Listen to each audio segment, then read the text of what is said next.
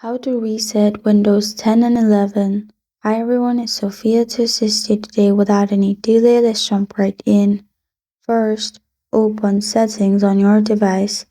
Then you'll find this kind of screen pop up. In here, click on Update and Security, which is below Gaming on bottom left. Then you'll find this kind of screen pop up. In here, in all these lists, click on Recovery. In here, you'll find Reset this PC. Click on Get Started and then reset your PC in this way. After that, you'll find all the options. Just click on which is suitable for you and you're good to go. That's how to reset Windows 10 and 11.